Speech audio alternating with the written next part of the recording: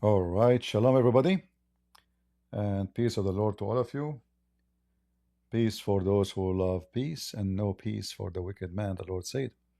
Today our topic about transformation and how Islamic deception work. As you see in the thumb of my video and the title.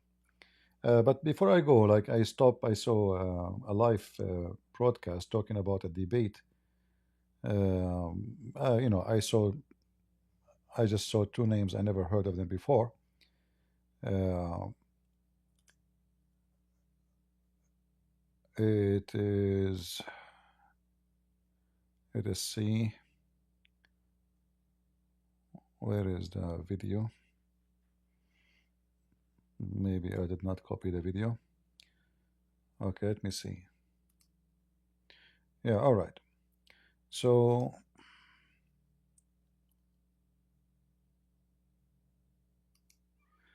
I saw this debate here. Let me share it with you. They were talking about it. I did not see it, But I run quickly through it, One that I know. And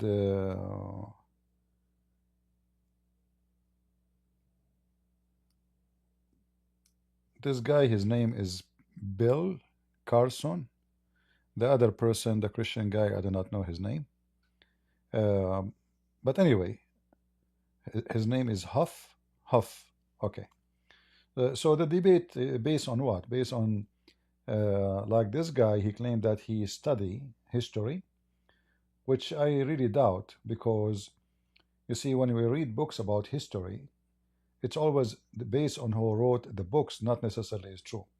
As an example, if I go right now study the history of Christianity written by Muslims, we know that the Muslim would never write anything truthful about Christianity. And always, history is written based on the idea of the writer, not necessarily actual history. As an example, if somebody he like Hitler, he will not write Hitler that he was a bad person. He will write about Hitler how amazing he is. So he can say he built a country, he make a massive army, he make Germany so powerful. So it's a side of history, which is true. He was able to make Germany so scary, but he just gave you one side of the story, because this is the story or the side he liked. So history depends on the historian, not on history. The historian and his understanding, or his let's say his agenda. Now, to find a historian who have no agenda, that is very rare. Like even me, if I want to write about Islam, I'm going to write with my agenda. Like when I wrote my books, I'm writing for you the negative things about Islam. Somebody else will try to find the positive things if there's any. So because I have agenda, even though I'm quoting real, actual reference, page number, volume, book name, everything, but I have an agenda. The agenda, as an example, sex and Allah. The agenda is to show you how sexual this religion is. So I'm not fabricating, I'm saying the truth, I speak the language. Here, this guy, I doubt that he know any language, he's just making things up. He wrote, somebody wrote. And then the one who wrote, mostly he do not know what he is writing about. Simply, just to make it simple for you. This guy, I don't know in which minute in the video, because I pass, he said that the creation in the Old Testament and the creation in some ancient books or the Akkadian books, or Sumartian or etc., there is some similarity. And here, without even going there, you see how stupid this argument is, because if and the what is similar between them is nothing really, nothing to compare. Like he says about the water, like God separate water from water, and he said in that book it says that. But just show you how stupid this argument is. If this is the truth and this is what happened, and it's not a fiction, then if other nations share the same as we have in the Old Testament, doesn't mean that the Old Testament is copying from them. And just to make it simple for you, if we go to the ancient or even today Chinese language, I don't know this guy who is a Christian supposedly, but he is a specialist in the Chinese language. And those who speak Chinese, they can understand what he's saying carefully.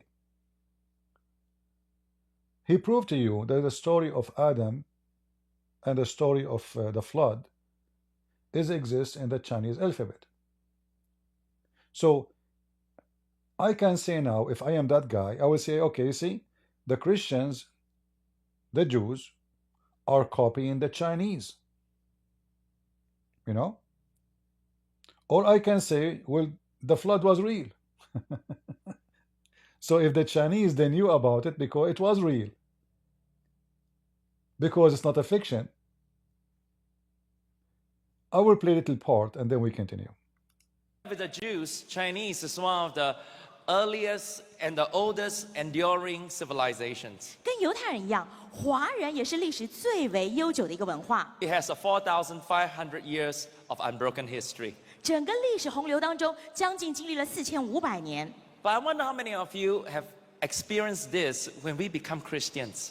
我不晓得有多少人呢、当你做基督徒时候经过这种情况。You see, to most of us Chinese, when we become Christians, somehow we are made to feel like we have forsaken our Chinese roots. 我们中国人做了基督徒之后，好像让我们感觉到我们放弃自己华人的根了， That we have abandoned our Chinese heritage and culture. 放弃自己的文化，我们遗产传来的产业。That we have embraced a foreign Western religion, a religion of the white people. 现在去拥抱是 And this is true, and this is what people, they try to say to you. This some Asian, they feel this way because I'm leaving my roots, I am a Buddhist, I am etc.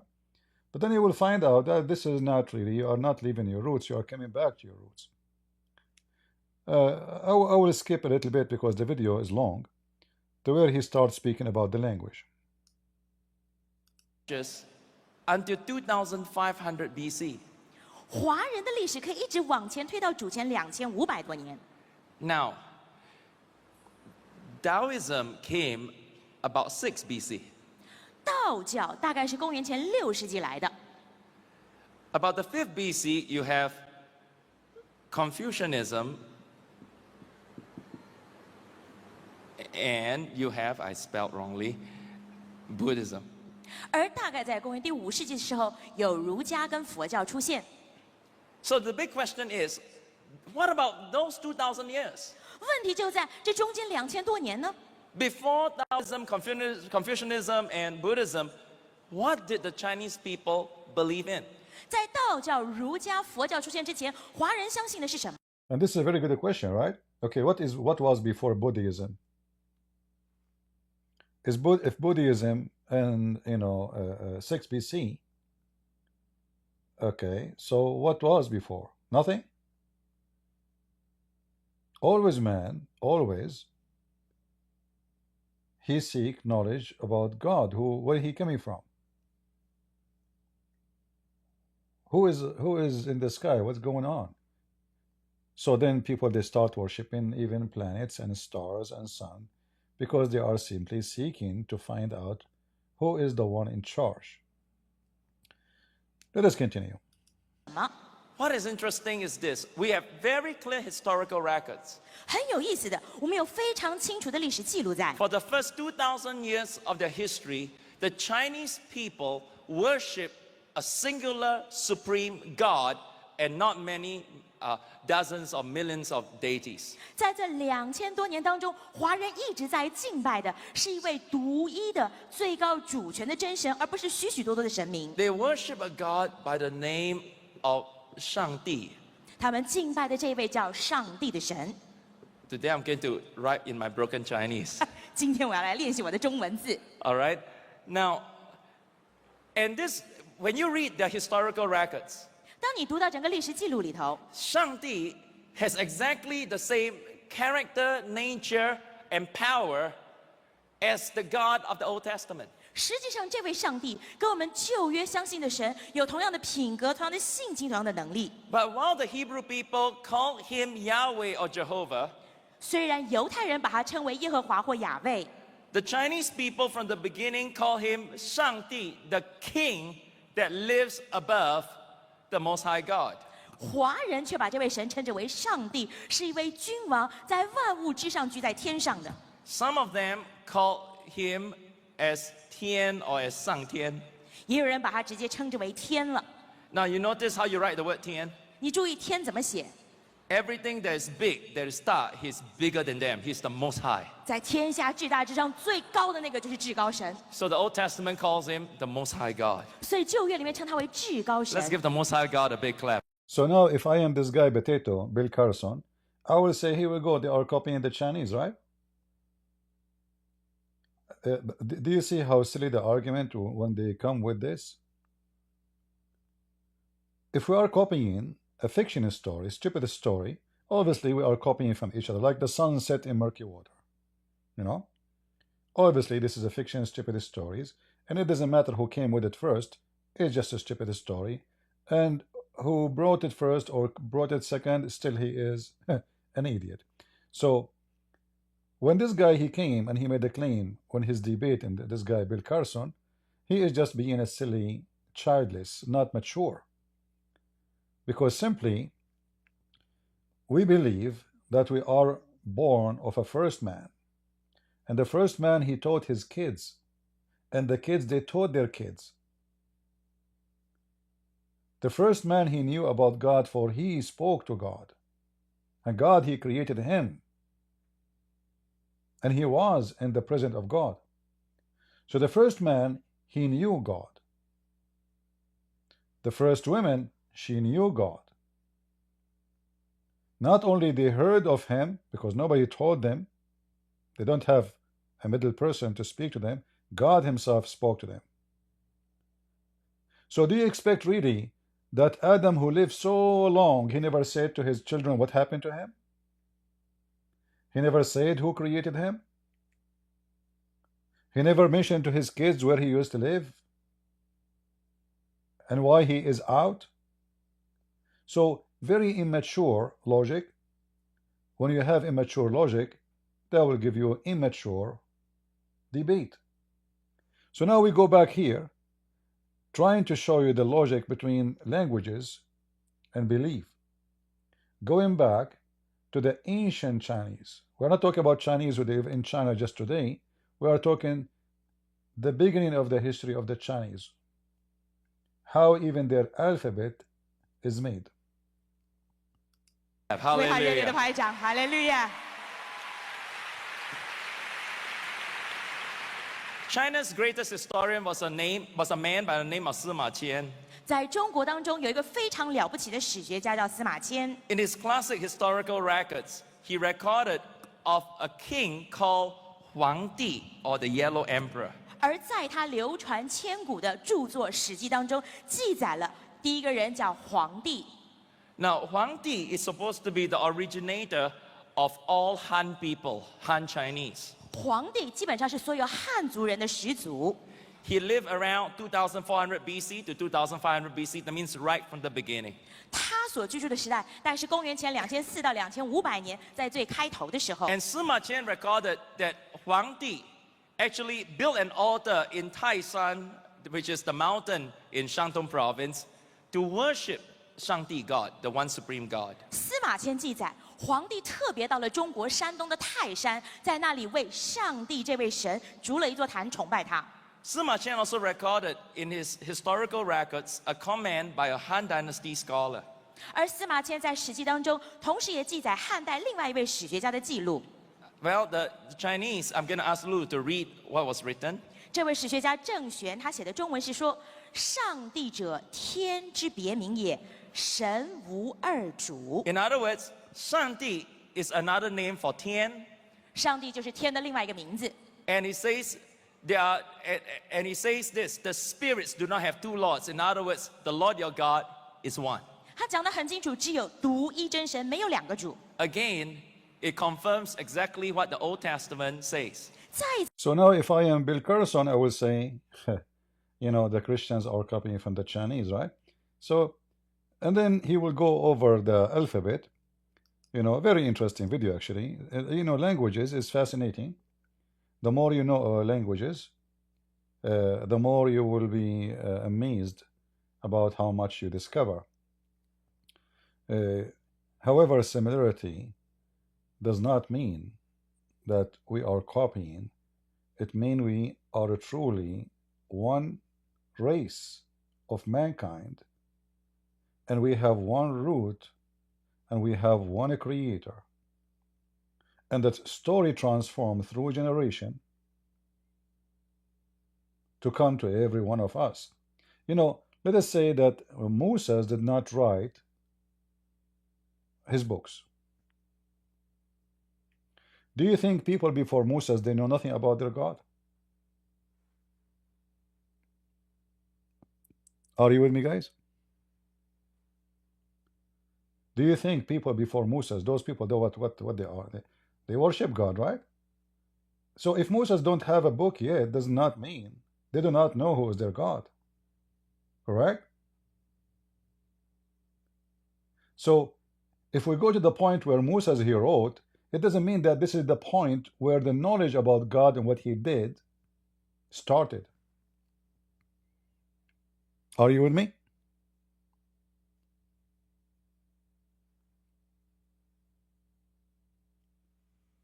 So very silly and immature argument, because simply they must be knowing what they worship. Moses is not the one who told them about God. Moses was a man chosen from them by God, which they worship already. So let us assume Moses never wrote a word. Are we going to say that those people do not know who is their God? So what Moses revealed, not necessarily he is the only one he knew what he revealed. And because we have, let us say, we don't have all their books, like we know that Abraham, he's supposed to be a prophet. Or maybe some they call him the father of the prophets. But I believe that, if we go and read in the Old Testament, we will see that Noah is someone mentioned in the Bible, and he received command from God. If we go and read actually the book of Genesis chapter 5, you will see that even the names of the children of Adam is a delivery from God, which means they are not really names. So you see, human being, he don't have a disconnect with God. Human being have disconnect from God, the true God, when he start following his own stories. So now if I find a book from the time of Noah speaking about how God created the earth and the heaven, who is going to be copying from who? Moses copying from Noah, or Noah copying from Moses? I say none, because this is a true story. Just repeat it again. Moses did not receive a book from Noah to copy it. And Moses was not even living in the territory this guy was talking about. He is not in Iraq. We know the story of Moses, where he grew. So what Iraq have to do with Egypt? Maybe this guy, he think at that time that culture transformed through WhatsApp. Different religion, different language, different ethnic, different, everything is different. So a very, very shallow, let us say, approach to the topic to say we are copying. And what we copy, that only God, he separated water from water. That's it. But the story you are talking about, about those gods fighting, and then earth is created. They are the planets and the stars, they are gods. Is that what we teach? So from the whole story, you get nothing except water separate from water, and that's it. We are copying from each other. Why would not copy the rest?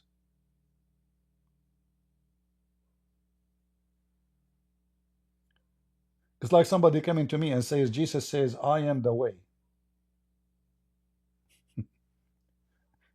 What if we found somebody he said that too? Does that mean Jesus copying him?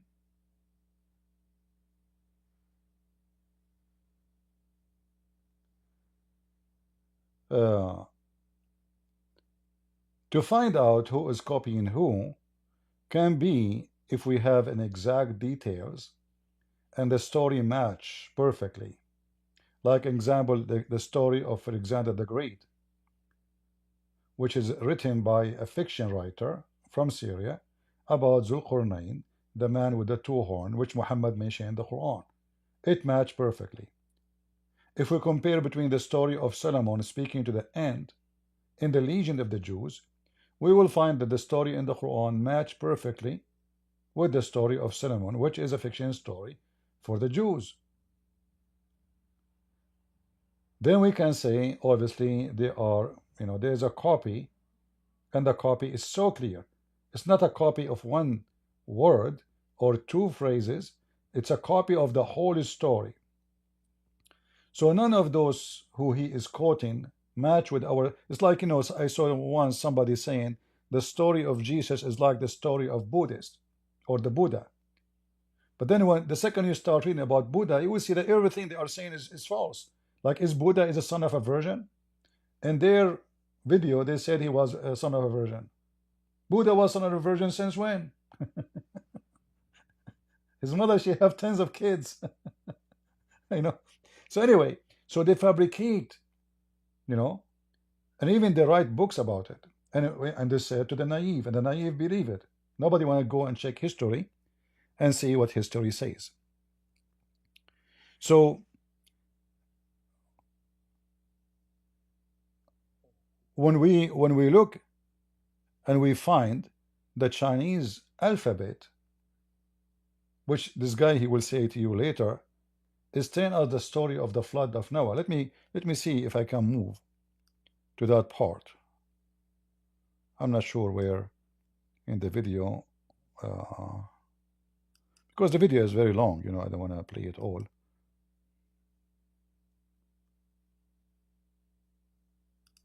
Then you will remember.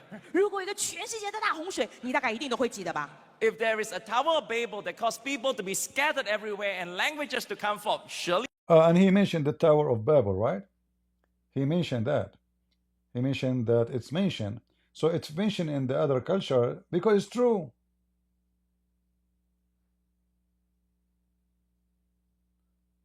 But you will notice that in other cultures, when they mention the tower, they have their fiction stories.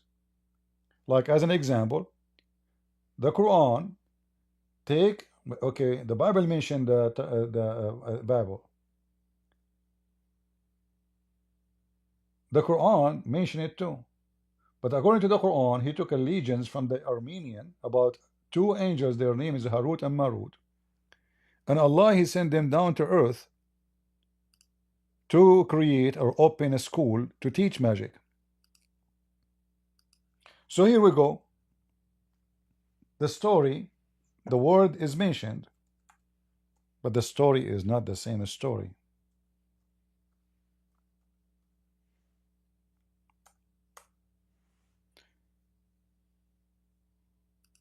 Far away from anything we know in the Bible, right? So here we go.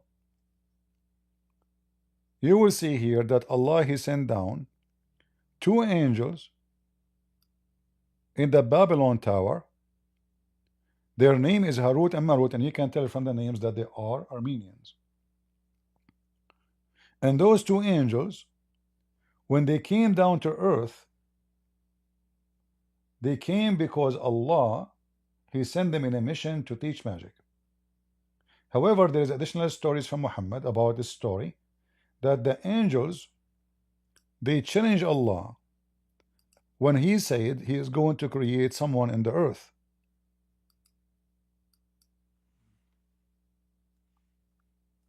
Like Adam. So the angels, they say to him, are you going to create someone who would do mischievement in chapter of the cow, verse number 30? So Allah, He told them, okay, you are saying that he is going to do bad, and you are better, huh? All right. What about you choose two of you, and I will send them down to earth, and we will see if you can survive sin. So Allah, He sent the two angels. The angels, they chose the best of them, and the best were Harut and Marut. And I don't know why Jibril is not there, because the best should be Jibril, and then Mikael. Here you see Muhammad is copying names from a religion, from other religion, Gabriel and Mikael. So He sent them down to earth, and then Allah, He sent them a woman. She is so sexy. Her name is Venus. And this woman, she told them, if you want to sleep with me, because they got so excited when they saw her, because Allah sent us two angels as men. He made them go to earth as men, not as angels with wings. So when those two angels, they saw Harut and Marut, they saw Venus, they wanted to sleep with her. She said to them, you have to do three things before you can sleep with me. You bow down to my God, which is not Allah. You drink wine, and you kill somebody, he's innocent for me. The angels, they did the three things, committing sin, and then she told them after they did, well, you know what? Still I can't sleep with you unless you tell me the password to go to heaven. And then they told her the password to go to heaven, and she fly right away to heaven. But however, Allah, He right away He was informed that Venus was going to go to heaven. So Allah, He shot Venus with a star, and He melted Venus, and He made her a star. It's called Venus. And now we see the mixes of fabrication with something truthful. The Babylon Tower is real. You see, the Babylon Tower is not fiction. Are you with me? So I can take one thing which is real, and I can add a billion things around it which is absolutely stupid. And then we will find later that this is always obviously coming from the Greek culture about Venus, the beautiful woman who is a planet or a star. So here we can say there's a copy, and here we can say, well, it's obviously a copy because it matched perfectly, not two words, not only Babel, it matched everything. So if I have one thing in a story, and this story is real, and then I found it in other stories which is fiction, doesn't mean that the real story is not valid. You know what I mean? I can go right now and make a movie about Trump. Trump is a real person. But I can add to the movie things Trump he never did, never said. So I can use a real character or real location to base on it a story which is absolutely fiction.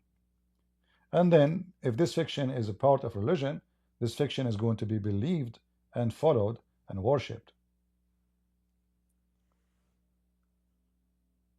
So when this guy in this debate,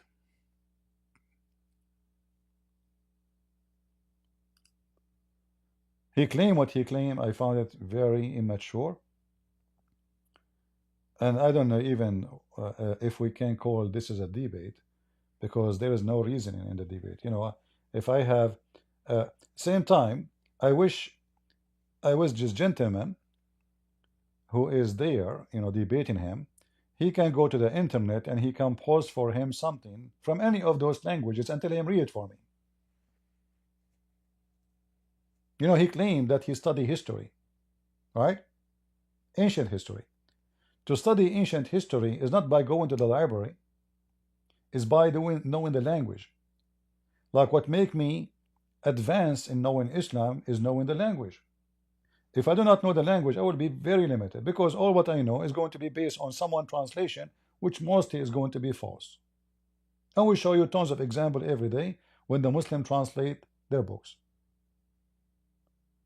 So translation never give you a full scholarship. You cannot even get closer. Like I cannot say I am a scholar in the Bible, because simply in order to claim such a thing, if I mean it for real, I have to claim that I speak Hebrew fluently, deep, not just know speaking the language.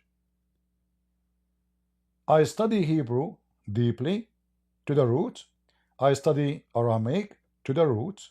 I study the Greek language to the roots. By knowing those three languages, I can say I have the key of scholarship. I'm not scholar yet, but I have the key. So this is just the key to get in.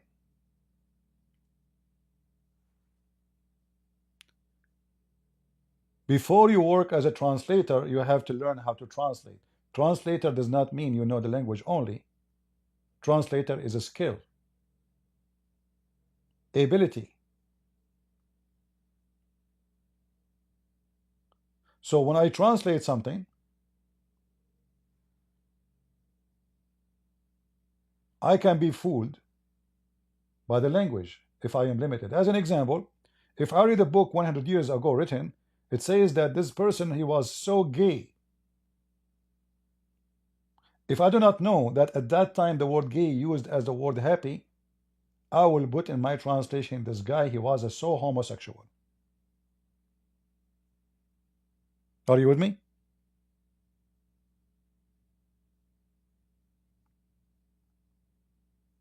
Do you understand what I'm saying?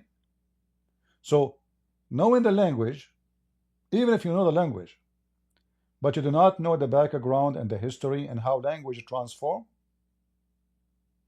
then you will be a foolish being who have big mouth. You say what you do not know. If I tell you a joke from the Middle East, mostly none of you will laugh, because the joke is connected to the culture, not to the language only. So you can be a person like now, somebody, he speak English, he's born in America, he is all his life, he might say a joke, I don't find it funny because I'm not connected. I understood the words he said, but that I don't understood what the joke is about, because simply I am disconnected with the culture and the background.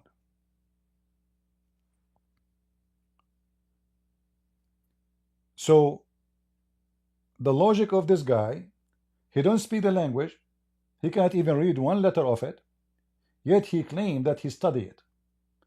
And how he proved it? He said in the last year, 9 months in the hotel. How he prove it? Like, was he able to quote for us any so-called script from those books and read the language? He don't know anything about them. There is a person, I forgot the name of the debate, and then they took him to court. I forgot the name of the person. Somebody remind me. So this person was claiming that he speak, I think, Aramaic. You know, it turned to be he never even know one word. You know. Actually, I think he is the one who took the other person to court, but in the court he was exposed. I forgot the name of the person.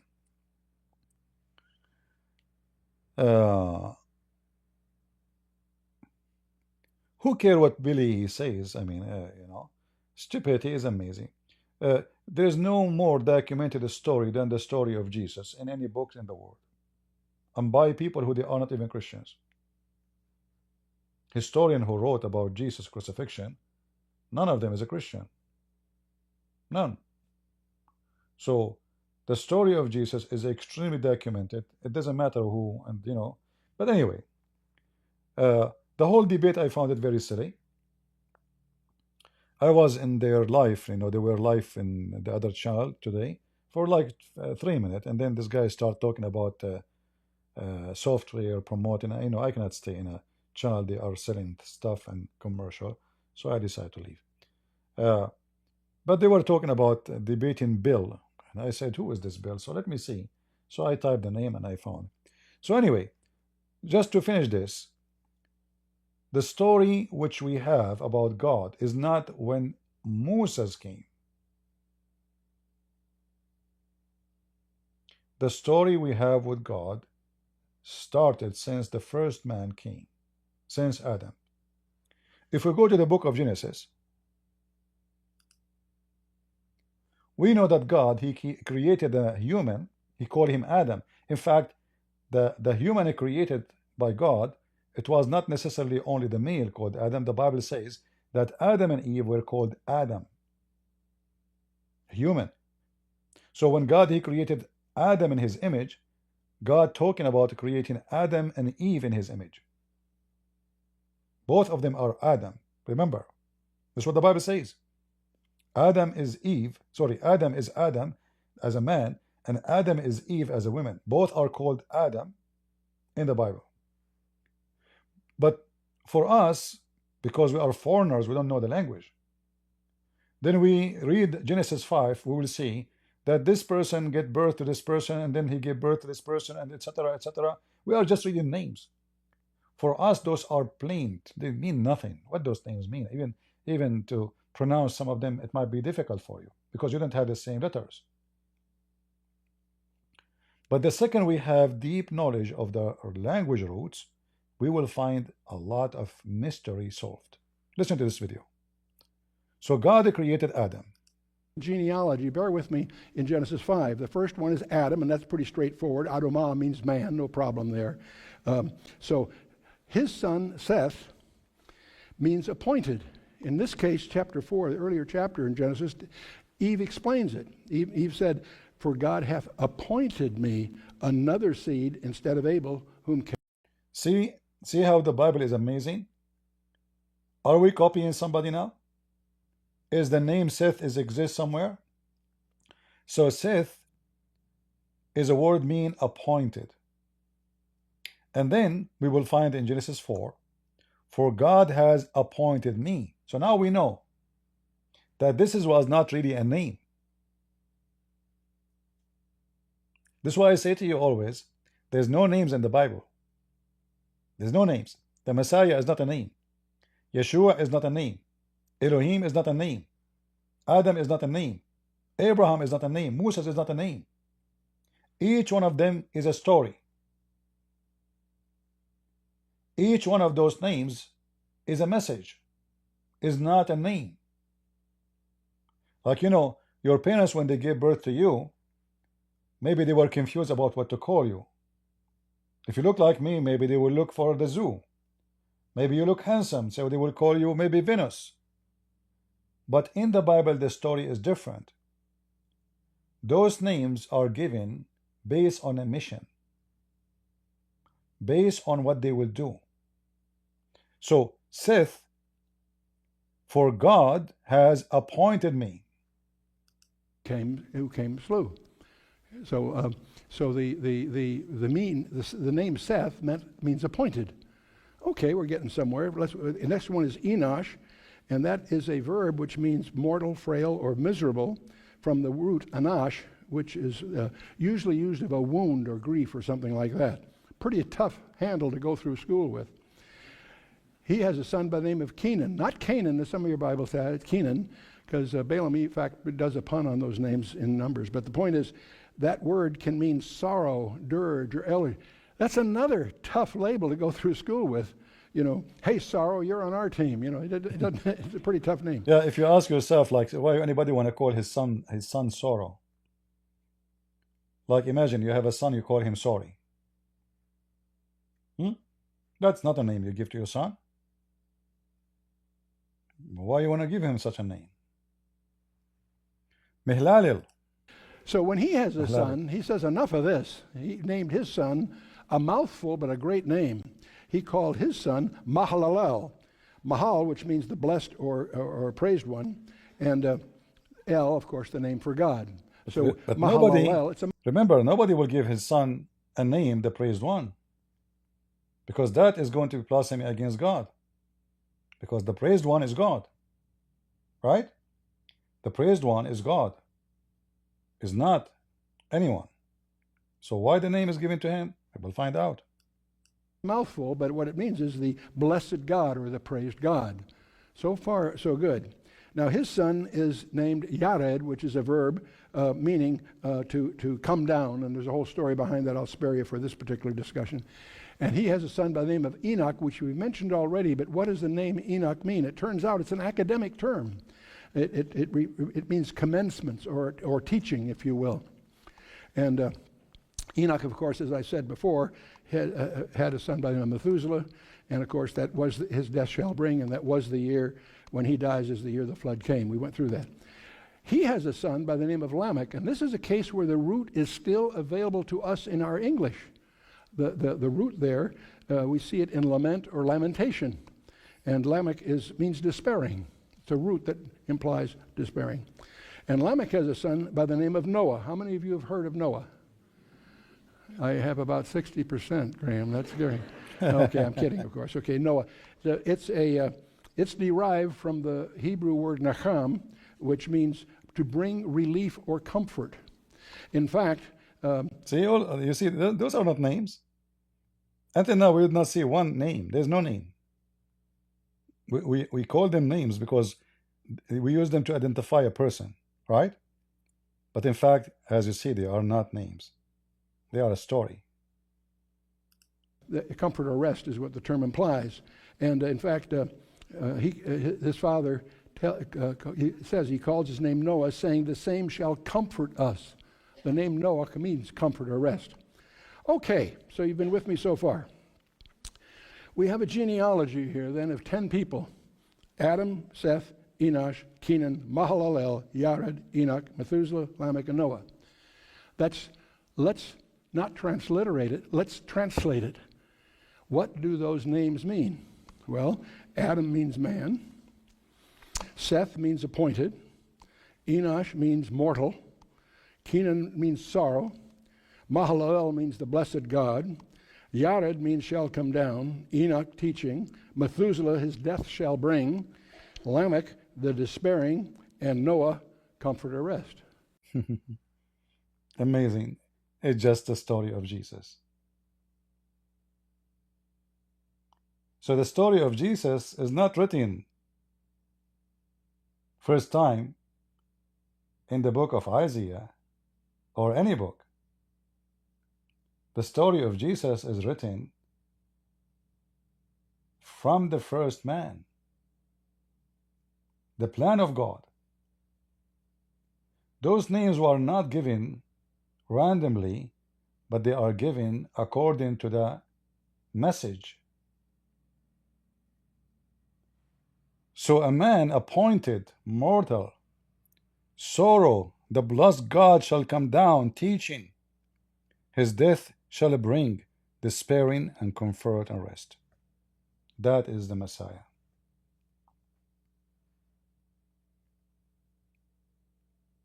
You see it? So if we want to go to ancient books, are we going to find those names and what they mean? We copy names, right? I mean, as an example, if you go in the Philippines, you see Filipinos have names, they themselves, they have no idea what they are. And if a Filipino, he go to work to a different country, he come back from that country, he like a name he heard there, so he give it to his daughter. But it might be even a name of a boy. They have no idea what the name means. You know, they just copy it. You know, sometimes even you will see funny, weird names. Even bad names. Because you don't know.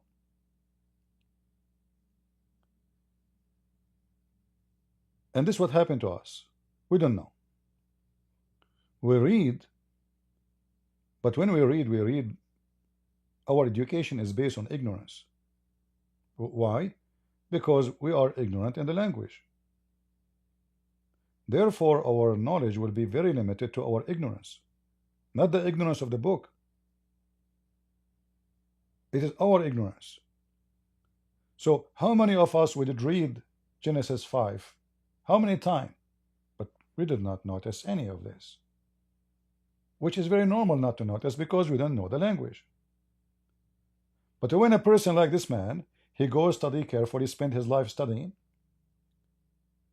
and after studying, he found something very strange. This is not just a language, this is a message.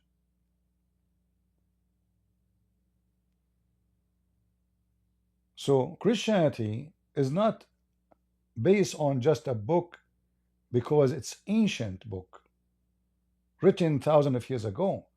Christianity is based on true God, and the true God story came to us even through the names of people we learned from our ancestors.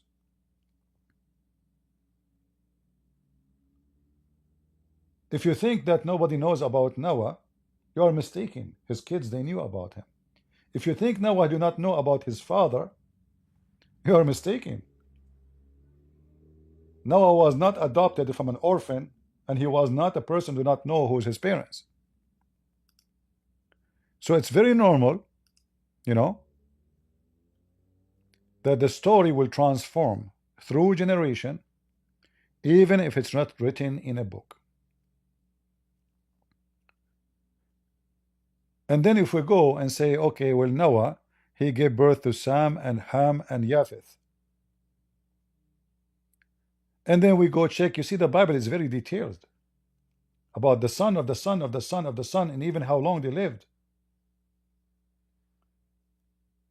And then I will not be surprised if we check every name, we will find something about the name. Like I mentioned to you before, that the word Arab is not, it's an ethnic. Arab is an Aramaic word.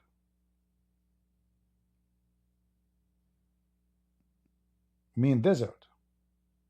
Arabian is someone live in the desert. So if the Aramaic now, they go to Nevada or Arizona, this is Arab for them. But the ignorant, he think that Arab is an ethnic because he's a foolish. And then in order to connect themselves, like what they do today, as an example, the Arab, they want to hijack Israel. So they try to connect themselves to people who live there at that time.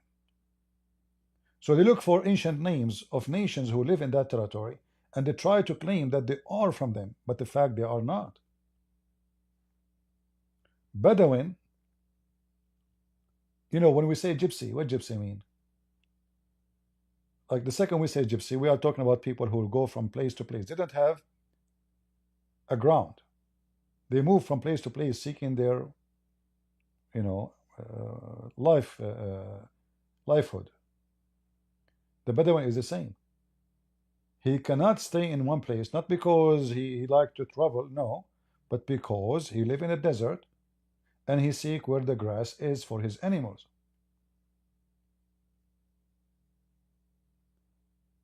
The word Bedouin, which you use in the English, is coming from the Arabic word, which coming from the Aramaic, the Badu,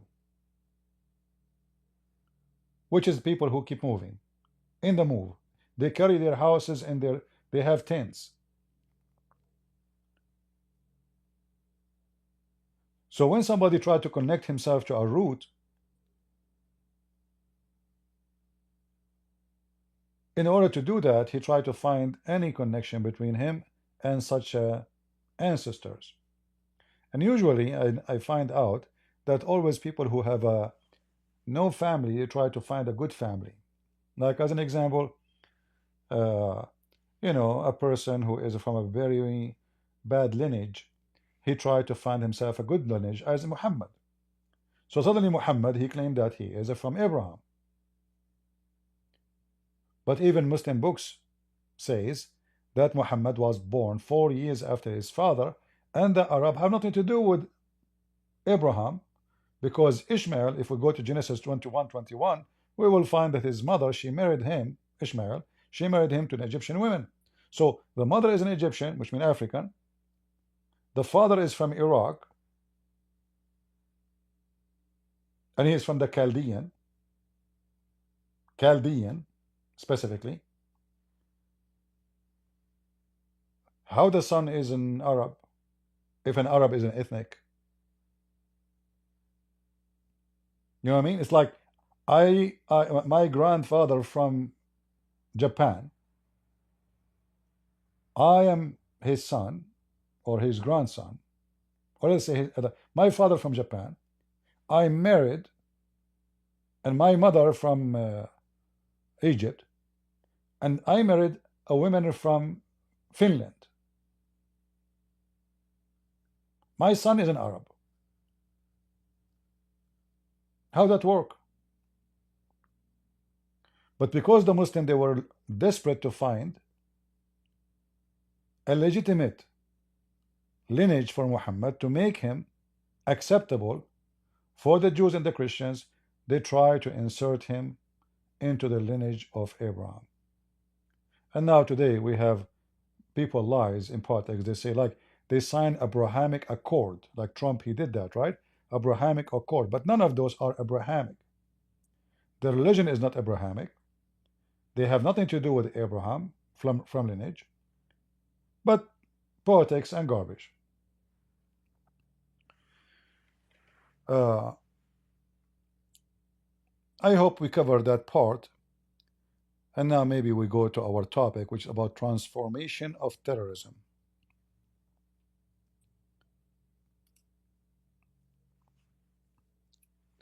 You know, Muslims always,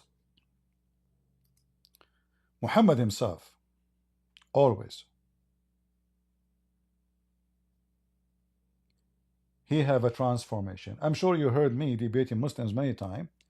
And when we ask Muslims why Muhammad did not forbid alcohol from the beginning, they say he did, but he cannot do it right away. He have to do it step by step. We ask Muslims why Muhammad married many women. They say he did it for political reason, correct? Even they have website and videos saying that. They are not even ashamed. Muhammad, he married many women so he can establish ties with the tribes, so he can spread Islam. What is that telling us? Muhammad, he used a tactic or a strategic of using others to reach into his goal, including marriage. He don't forbid things when he should forbid them, because simply if he forbid them, he might lose the support. So he do it slowly. So Muhammad in Mecca was a very nice guy.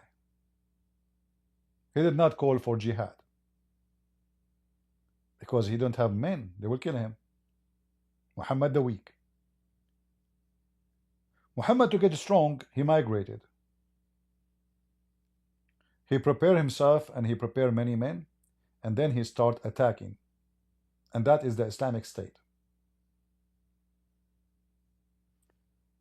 What we will see in front of us, what happened in Syria, this guy in the left is the guy when he decided to leave Syria and go to Iraq. Then the one next to him, this is him. He looked way older. He looked more tough. He is dressed like Muhammad. And he became a leader in ISIS, and he did behead many people. ISIS collapsed. In fact, he found that himself in ISIS he have no future, because there is a more strong leadership. He wanted to be a leader. So he split, and he said to himself, in order to me to survive, I have to have a boss who can back me up. So he announced himself that he have allegiance to Al-Qaeda, Osama bin Laden. All right? He belonged to Osama bin Laden. So he can be blessed by Al-Qaeda. And as soon he announced himself from Al-Qaeda, many fighters they joined, because finally we have a branch for Al-Qaeda. Osama bin Laden is beloved by many terrorists around the world. So he left ISIS not because ISIS is not killing enough, but ISIS will not make him go anywhere. And he noticed that ISIS is in its way of demolition. they made a lot of enemies. So he decided to be smart and to change his skin again. So he go and he made himself Al-Qaeda. After he announced that he is Al-Qaeda and he beheaded many people in Syria, he noticed that his destiny is going to be the same as ISIS unless he changed his skin again. Al-Qaeda, it's well-known terrorist organization, and nobody will have any connection with them. So he changed his organization from Al-Qaeda to Al-Nusra.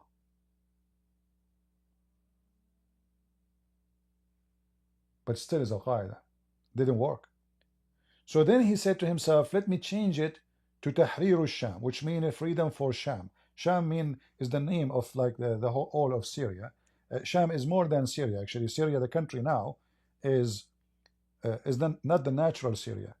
The natural Syria, as a geographic, is all the way Jordan, Iraq, Syria today, more than half of Turkey, all the way to the mountains of Zagros in Turkey.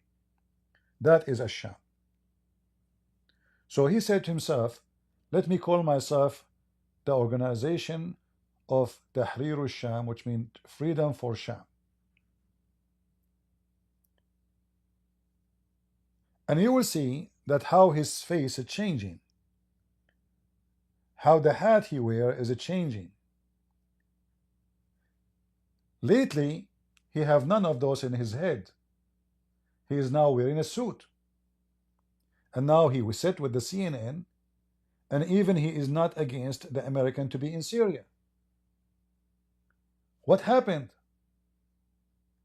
A sneaky Muslim. Muhammad, he signed an agreement with his enemy. In chapter 9, verse 1, you will see that Muhammad, after he signed an agreement with his enemies, he waited until he is strong. And then he said to them, Bara'a. In fact, this chapter, they call it now At-Tawbah, which means repent or repentance, is a false name. The real name of this Quran, this verse, this chapter, is Bara'a. Bara'a from what? What Bara'a mean? Freedom from all obligation of agreement. So Muhammad, he canceled all the peace agreement, and he gave them 4 months to leave the Arabia, or he will kill them all, or they convert to Islam. And this is what this sneaky Muslim trying to do. He is willing to sign an agreement with Russia, with America, with the West. He knew now that his so-called government is fragile, is very weak. The Israeli, they are 25 kilometers away from Damascus just today. 25 kilometers away from Damascus. This is during the night. The Israeli, they went all the way to Damascus, to the 25 miles away. That means in less than half hour they can take Damascus.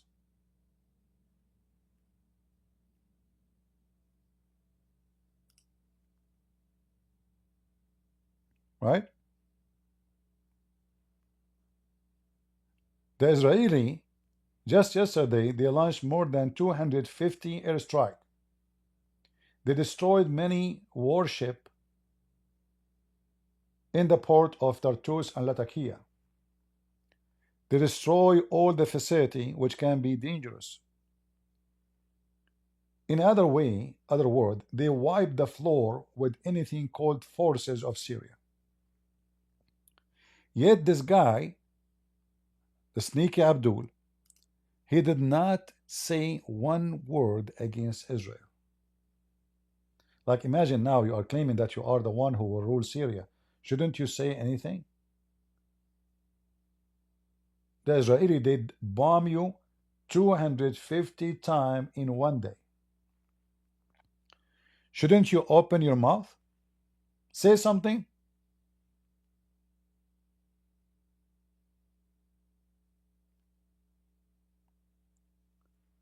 But because he's sneaky, and the way I see him, by the way, he's scary because he's smart. He's smart and evil. He's calm. They are bombing, he don't say anything. He don't want the Israeli to be alarmed. He don't want the American to be angry.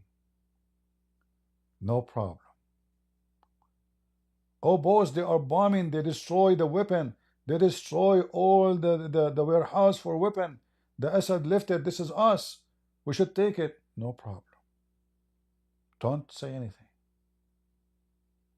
Simply because he knew that in order to reach the transformation, you have to get spanked and you keep your mouth shut.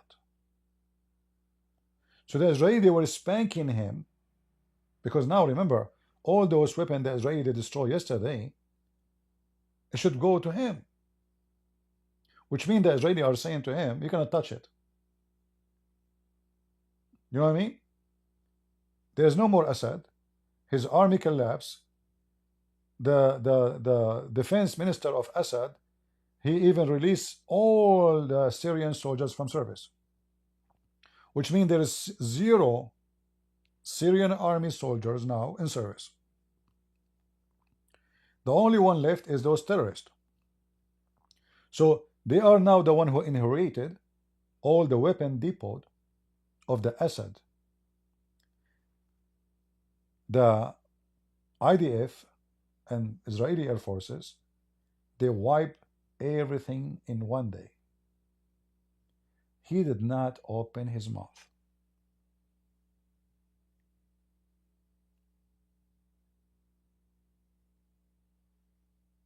The same he transformed from, like, the first picture you see, a normal person, to ISIS butcher, to Al-Qaeda butcher, to a civil suit guy, and he have interview with CNN, and he's so friendly. He believe in a human right. He said he mentioned in his interview that we go through transformation of our life. So he claimed that he changed. He's not the same person. Not anymore. So he denied that he is going to be the same. I'm not the same no more. Forget. He's trying to present himself as a new person. And he believed in a human right. And now America, they are saying, we will not go by his work, we will go by his act. I wonder how truthful what Joe Biden is saying and his foreign minister, because according to Democrat and even Republican not long time ago, Osama bin Laden, he was doing good act when he was killing Russian in Afghanistan. Even they publish in the newspapers in America and in England that he is a hero. You can go search right now. Saddam Hussein, the one who slaughtered tens of thousands of Kurdish by chemical weapon, for real, he was their best friend because he was fighting Iran. I see. Saddam Hussein was a friend of America? Yeah.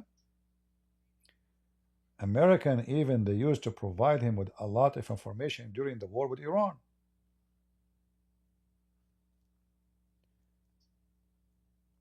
During the war of Iran, all Middle Eastern Muslim Sunni countries supported Saddam Hussein. The same guide, all the leaders they go against him later. Why? Because later Saddam Hussein he became a beast. He want to take Kuwait, he want to take Emirat, he want to take Saudi Arabia. So suddenly Saddam Hussein is not our friend no more. So Saddam Hussein is a good dog as long he is biting everybody except us. So when the American they say that they are watching what this guy is doing or what he will do, and based on that they will judge, that is very, very, very fishy statement. So if he start attacking countries who they are not a friend with USA, practicing terrorism, they are okay with it. If you attack us, then we will teach you how to behave. The Israeli now, they are saying the same. They are watching what's going on.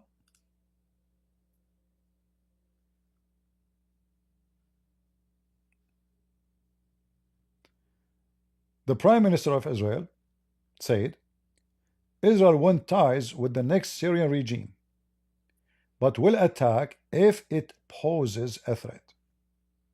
So Netanyahu just announced that he have no problem to have ties with the terrorists. If they are terrorists there, not here.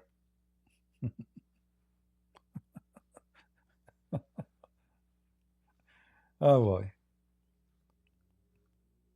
When I say stupidity is amazing, I mean it.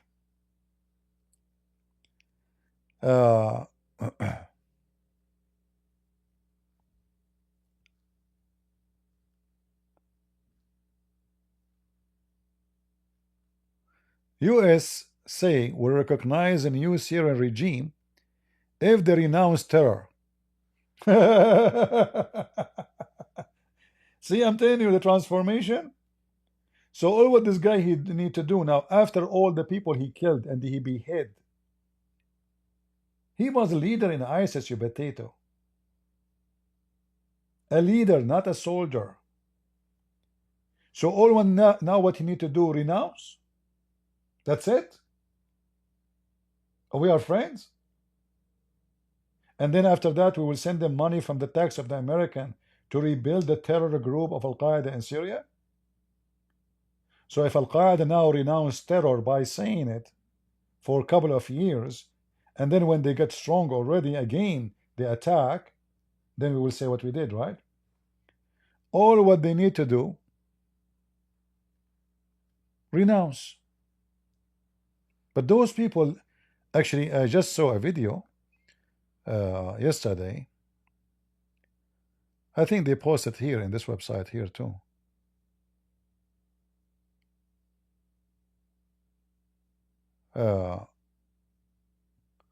Where the Abduls from Syria, the men of this guy, they were threatened to invade Jerusalem and Saudi Arabia. They want to open Mecca. Let me see if I can find the video.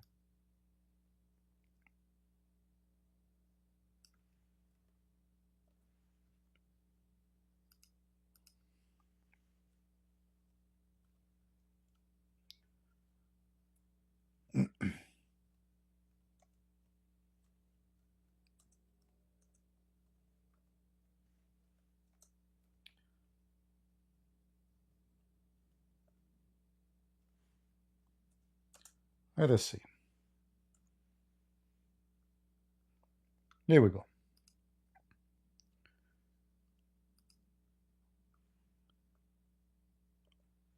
So here in this video, those terrorists, the men of this guy, they announced that Allah is willing, we are going to come to Jerusalem and we are going to come to Mecca. We will conquer Mecca, which means they will kill the royal family of Al Saud in Mecca in this video.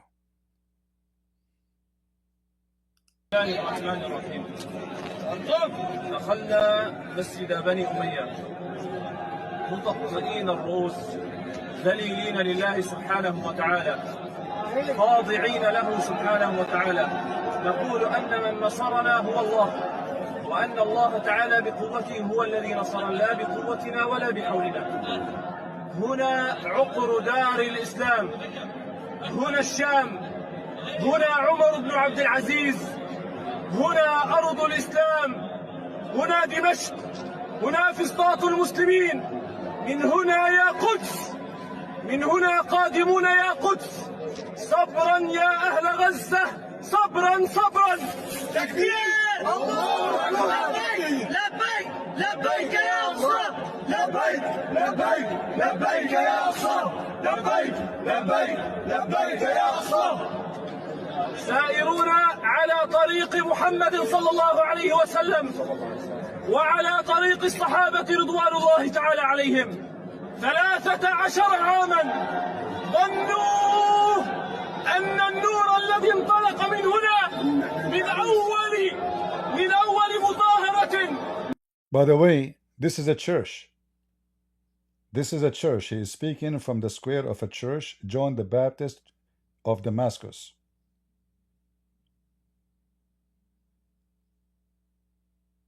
You see those filthy?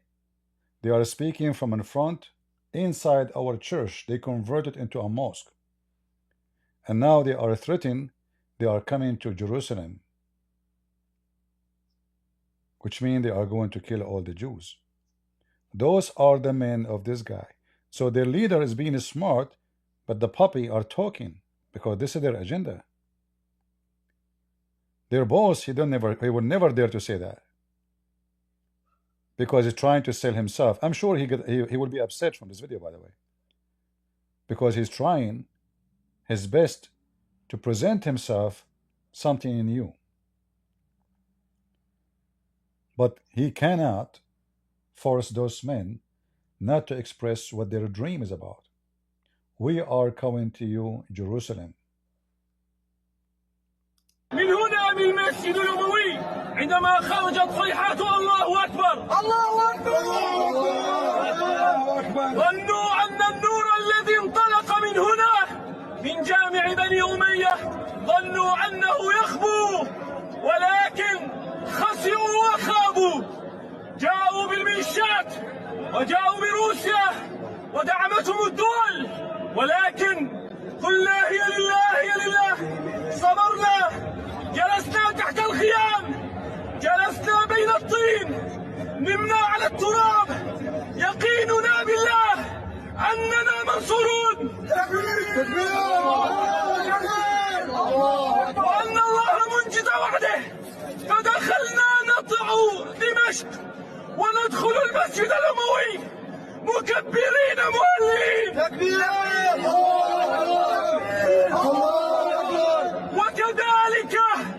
وكذلك بإذن الله وكذلك المسجد الأقصى وكذلك مسجد محمد وكذلك الكعبة ندخلها بإذن الله. He wanna conquer the Kaaba too, because they believe that the family of Al Saud are Jews and they should be killed. I'm being honest with you, this is what they believe.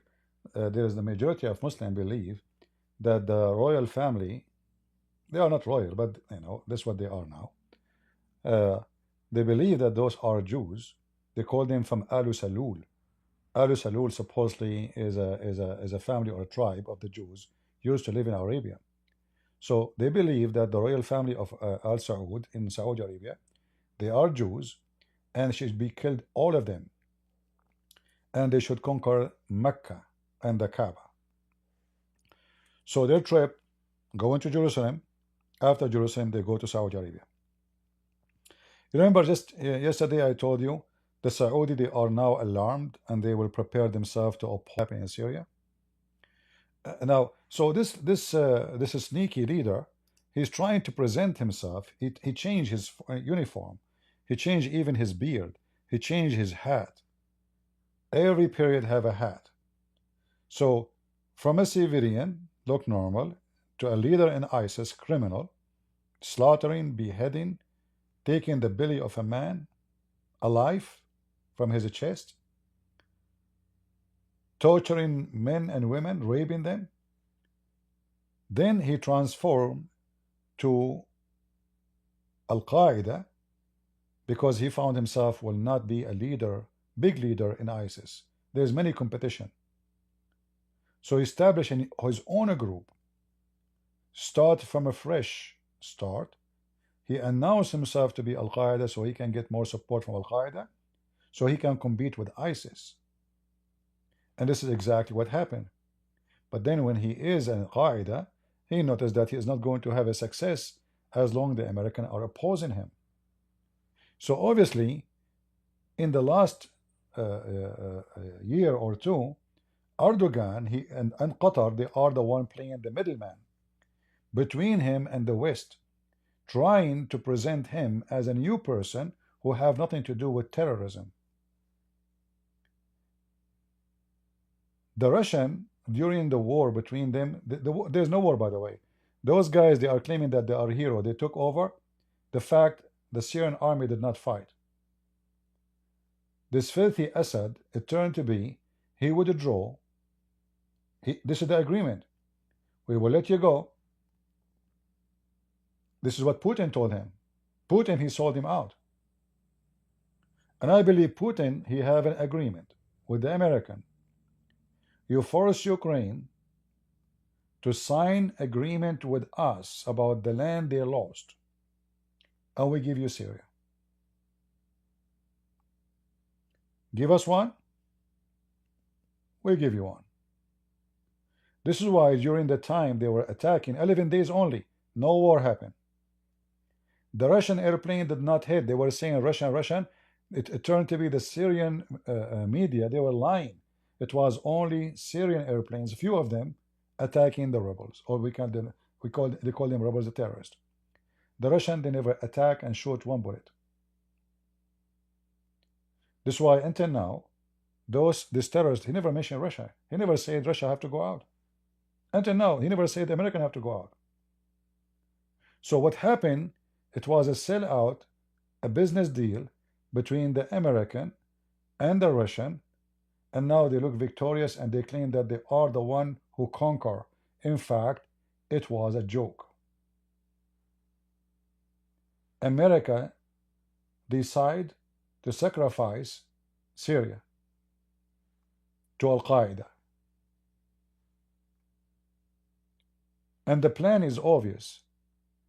We are going to cut the arm and the feet of any future regime in Syria. And this is why yesterday the Israeli army destroyed more than 250 targets in one day. More than 600 targets in less than 48 hours. Israel is 25 miles away from Damascus. All those ships you see sunk yesterday by the IDF. All those are warship destroyed. Do you see them? Do you see how many under the water? This is just yesterday. None of those who they call themselves rebels now dare to question why you are doing that. Because this is part of the agreement. We will give you Syria, but they never try to obtain any kind of weapon. Can be risky.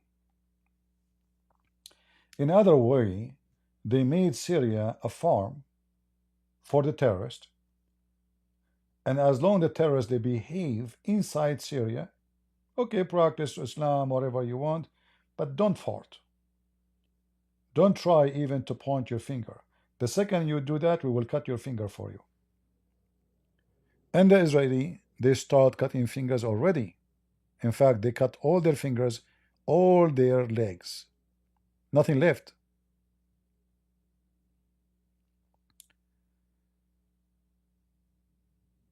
Let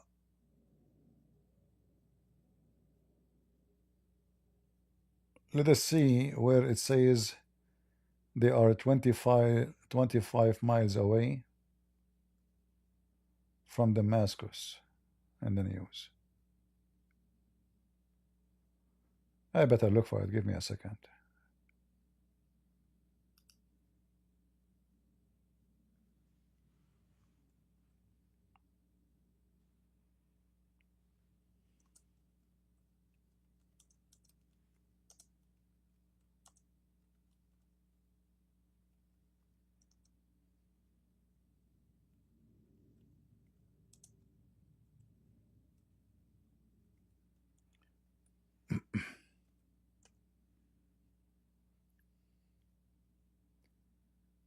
25 miles away. Actually, not miles, actually, kilometers. Even less distance. How many miles? 25 kilometers, guys? Just give me the number, somebody. 25 kilometers, my mistake. Israeli tank reach point 25 kilometers from Damascus. Do you see it? The page taking time to load.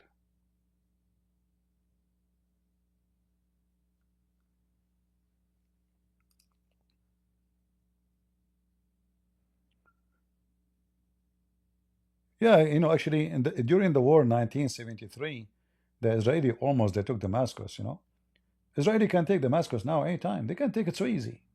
I mean, who's going to stop them? They can take it before the morning. You see, taking Damascus is way easier than taking south of Lebanon.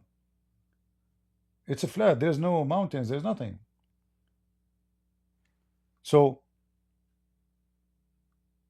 in less than half hour, they can take Damascus.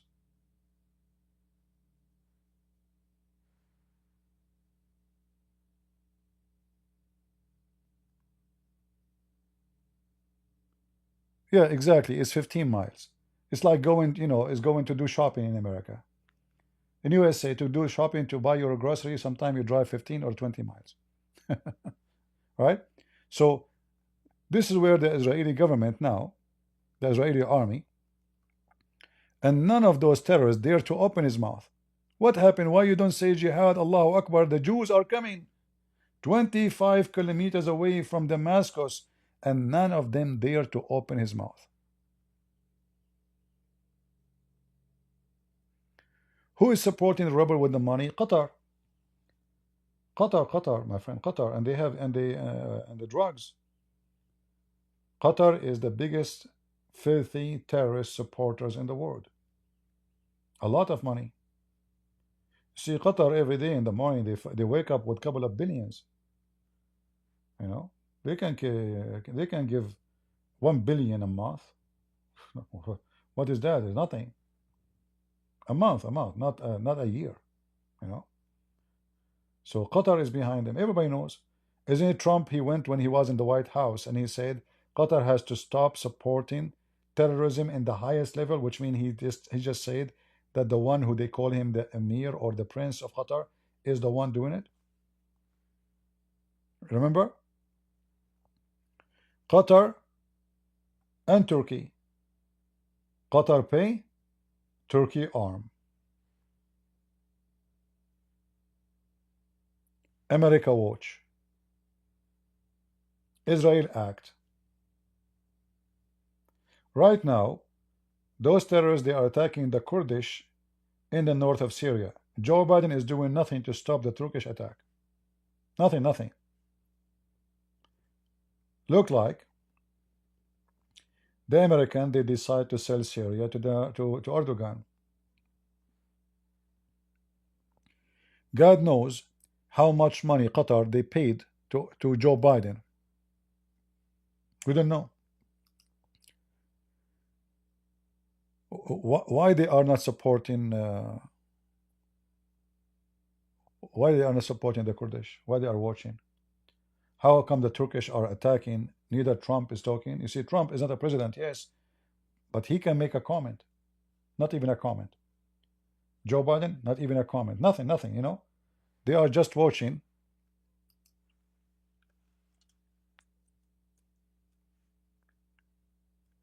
Let me see if I can find you a live video of the war.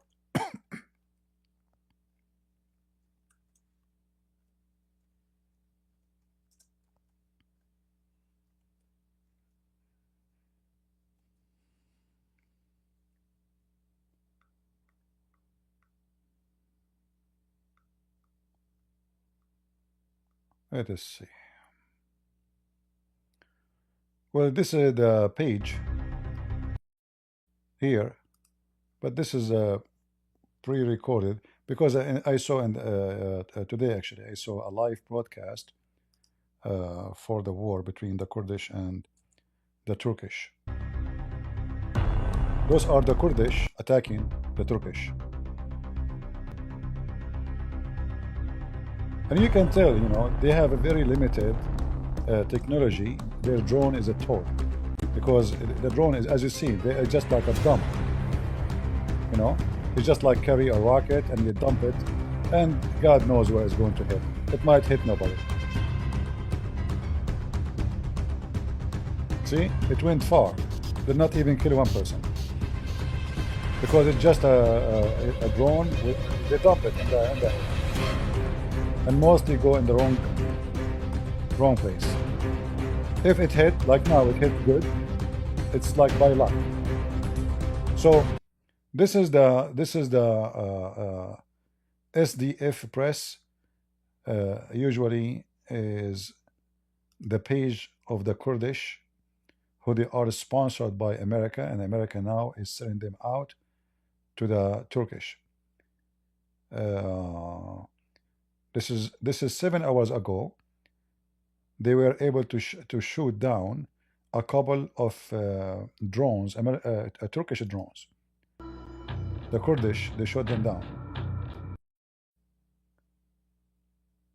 This is a Turkish drone, as you see in the sky.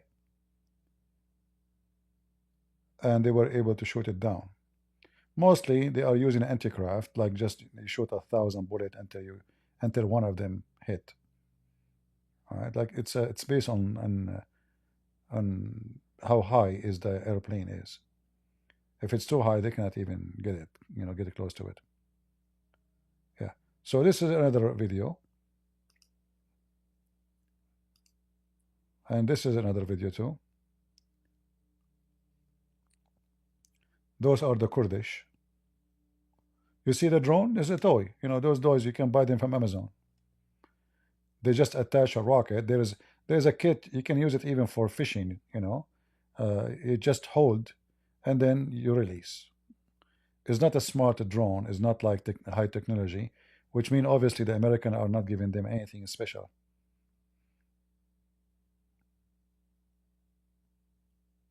Yeah, but we cannot compare it with a Turkish drone or the Iranian drones, which the terrorists they are using.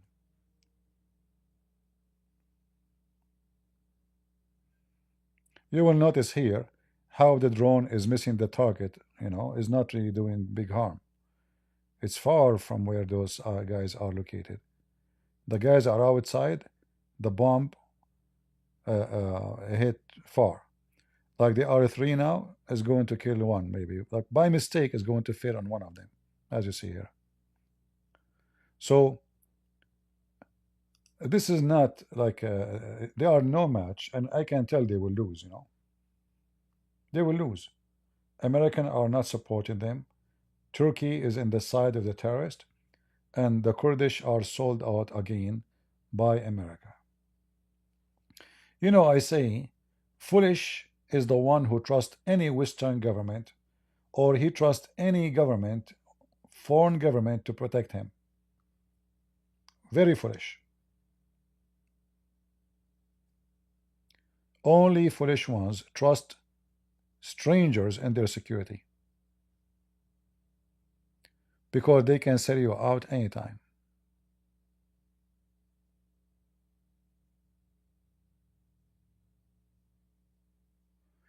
Yeah, Israeli, he said the Kurd must be protected, but he's doing nothing. Where is he?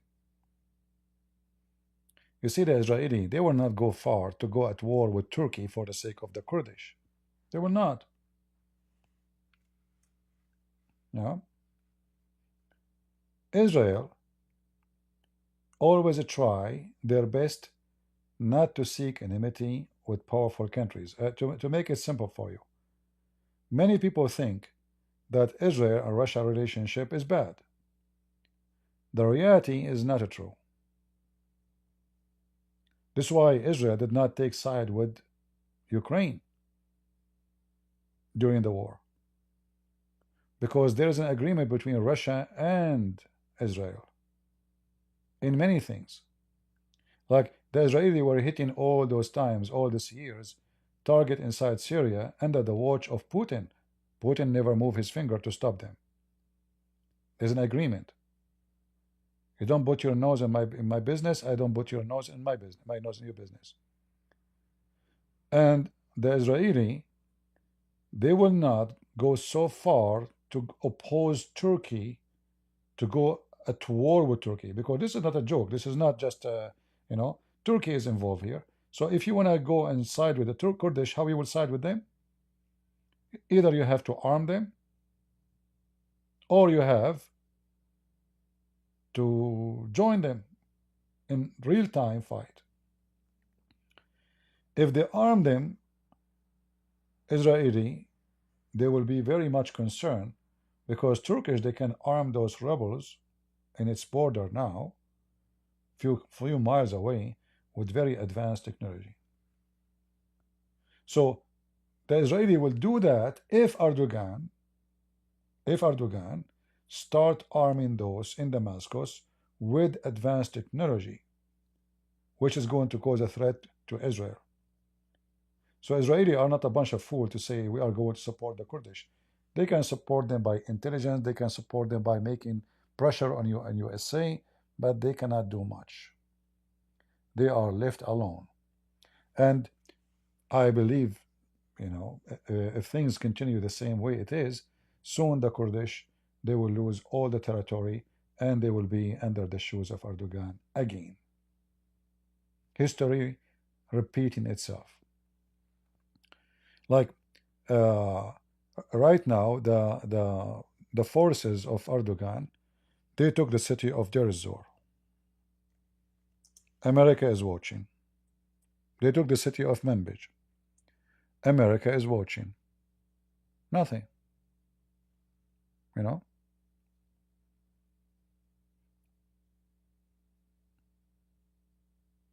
Right now, as we speak, this is life. Talking about it now, Now they are saying, this is life news, we start attacking and entering the edges of the city of Deir ez-Zor. This is now. Where is America? Nowhere to be found. So we can say the American, they betray the Kurdish. Trump, if he come to the office, he will do the same. Just wait. Trump, he will ship them free shipping and handling to Erdogan. Yeah. So this guy, he is from the terrorists. He is asking them to attack all the Kurdish area. Even they call them pigs. The Kurdish pigs, they call them.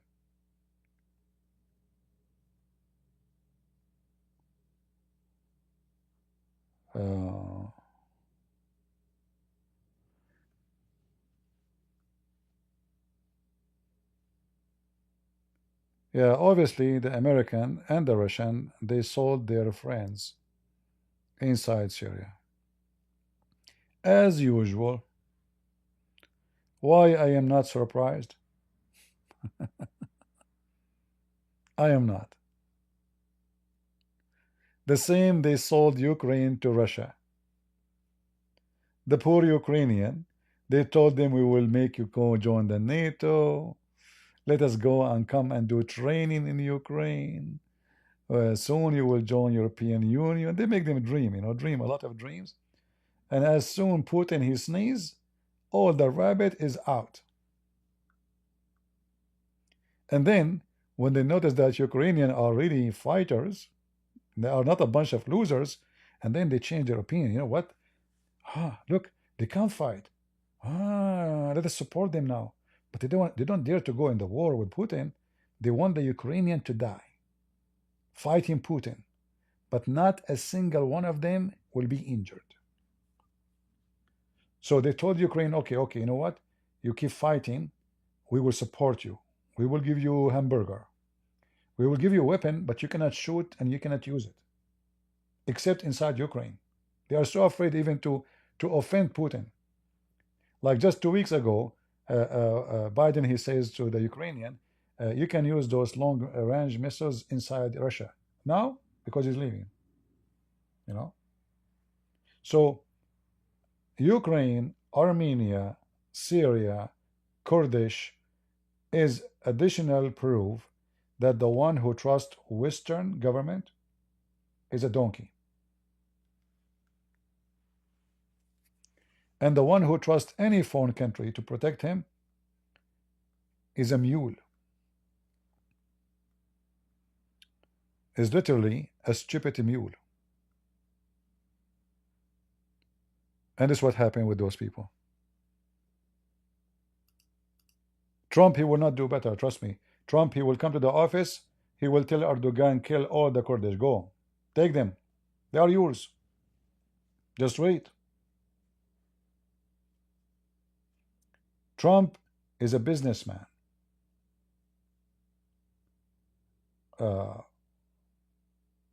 He have no loyalty for anything except the target he aimed for. He want to make America great again. Not Kurdish great again. Not Syria great again. Not any country. He don't care who is democracy, who is there is a freedom, who is it. He don't care. He want to have America great again. This is his target. And the whole world understand that very well. He want the dollar to be strong. He want the economy to be strong. He want to close his border, which is good. But when it's come to abroad, he is a donkey. And he will pay a very high price for such a way of vision. Because, you know,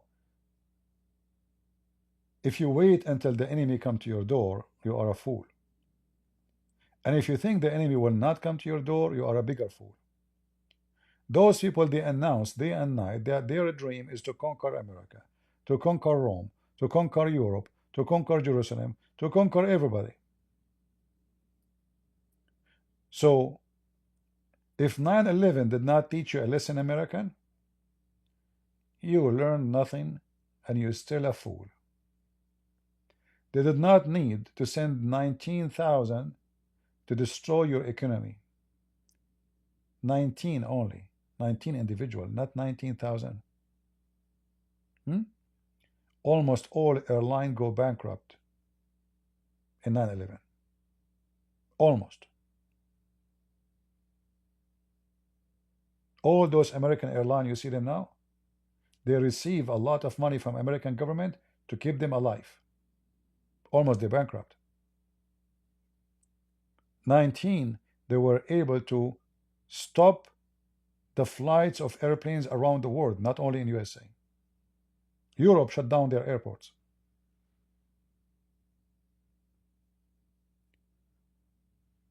So Trump, he think he can sign peace agreement. Like now he will start working to sign peace agreement with Saudi Arabia because he is an idiot. The danger is, who care about Saudi Arabia sign peace agreement or not? Are they at war with Israel anyway? I mean, isn't this a joke? Is the Saudi at war with Saudi Arabia? So what peace agreement mean? Guys, I'm going to sign peace agreement with Japan.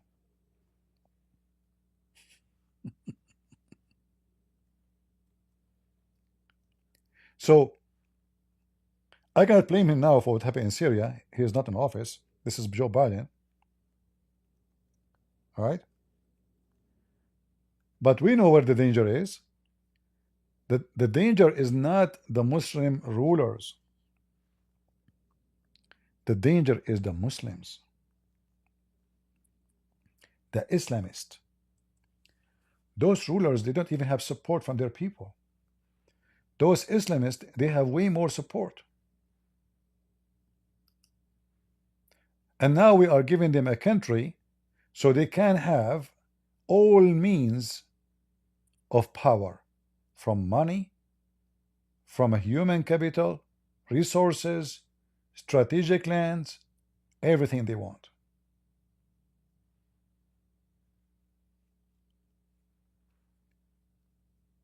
When Trump, he signed what it's called Abrahamic Accord, and you know, he's like so proud, like, look what I did.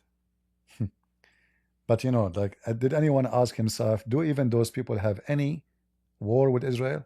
Are they at war with Israel? What do you mean they signed peace agreement? What this paper says there? What is that? What is that exactly? Israeli already they are flying over Saudi Arabia from long time ago. Even Israeli can go to Saudi Arabia from long time ago. So what this accord is? It's just a propaganda to say I made peace. But the real deal is the people. Is not the ruler. This piece of paper, you wipe your ass with it. Because the Islamists now, because of you American, are going to expand from Syria, starting from Turkey. Turkey, they have it already. Erdogan is there. He is their caliphate. Syria, Jordan, Saudi Arabia, Egypt, Libya, Tunis, and Emirat, and Bahrain, and etc.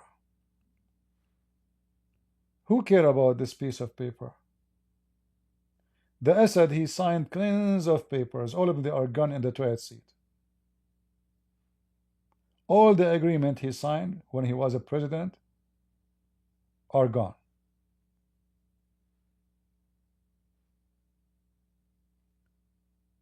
So anytime the Islamists, they get rid of the rulers of Emirat, all the agreement are gone. And why Israel need this agreement anyway?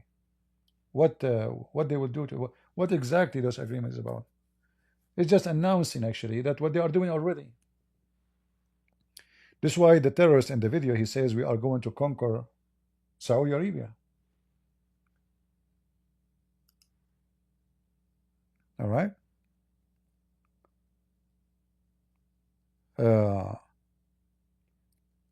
American always, they are the best government in the world to make poo-poo. And they claim that their poo-poo is a cake. And this goes for everybody. When it's come to abroad politics, it doesn't matter. He is Democrat, he is Republican, his name is Trump. Just wait. I am predicting that Trump, he will do a lot of dump when it's come to abroad. He will do good things for USA, I assure you that. But he will do horrible things abroad.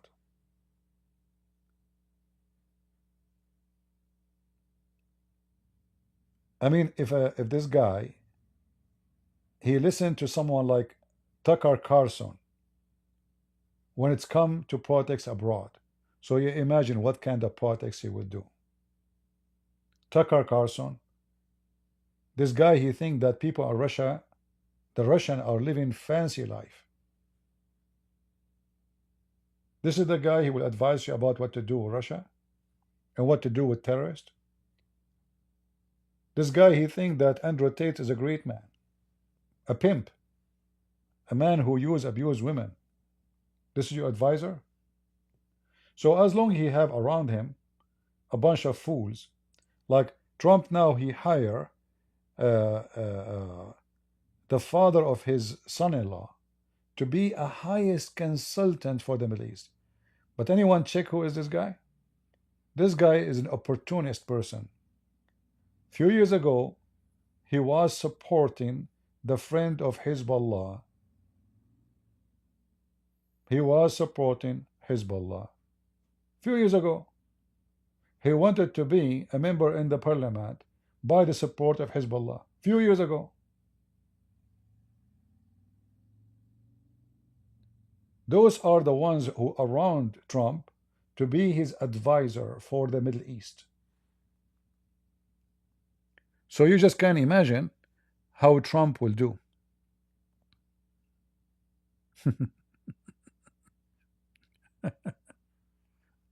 Yeah, Trucker Carson, you know, Sucker Carson. You know, I told you, and I mentioned before, that one of the stupid things Trump he do when he hire family members to be assistant. That is something so dumb and so stupid.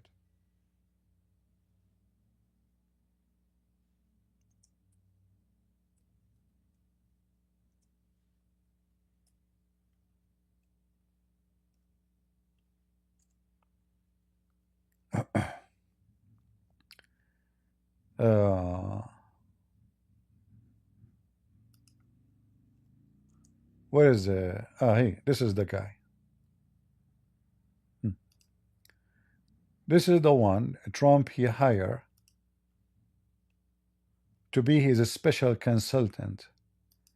Just because his daughter, she is married to his son, he gave him a job. But this guy is a businessman. Not only a businessman, an opportunist. Go check his history. He wanted to be a member in the parliament in Lebanon by the support of Hezbollah. He was supported by Al-Marada. Al-Marada is a group of Christians from a town is called Azhar in the north of Lebanon, who they ally with Hezbollah. Go check it out. In fact, how they want to give him a clearance for such a job if he was supporting Hezbollah?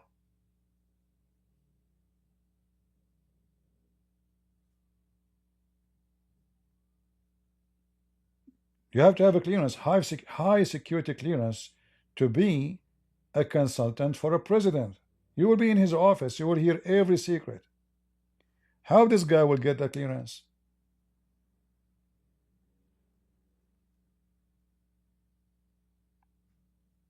You can find his history in 5 minutes in the internet. So just because his son married your daughter, you put him in the position? Are you stupid? Isn't it enough before you brought us Ivanka and her scumbag husband? Didn't you learn your lesson yet? This is why I'm not expecting any smart move by Trump when it's come to abroad. When it's come to economy, I can say yes. I can assure you that. But when it's come to politics and war and peace, I think Trump will do a lot of dump. But anyway, still he is better than the Democrat, because the Democrat would do dump anyway. Those rich people, all what they care for is money. This guy, his father is a billionaire. The daughter is a billionaire father. Money over money. They meet in rich boys club, where rich people they meet. You drive most expensive car. I have the most expensive car. We fit to each other. Let us get married. Business. Even marriage for them is a business. Yeah. He married his daughter. He made the father a special consultant. Well, at least, thank God, she did not marry a Muslim. You never know. People who love money, they don't care about religion. Do they? They don't. He is a Christian from the Middle East. So what if he's a Christian from the Middle East? I'm a Christian from the Middle East too. What does it have to do with this? He is a Christian from the Middle East who support Hezbollah. You don't know that in the Middle East there is a Christian who support Hezbollah? You never heard? And why they support Hezbollah? Just to get a position. So this guy, he joined a group sponsored by Hezbollah, so he can win in the election to be a member in the parliament. He failed. Even Hezbollah could not make him a member in the parliament.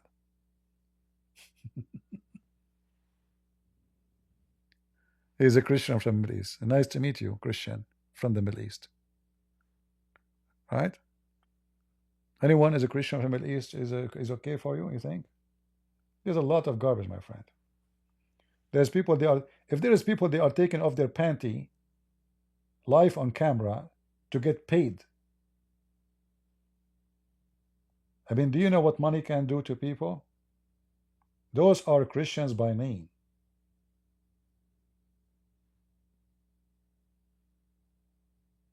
I'm not talking about those who take off their panties. I'm talking about those people in front of you.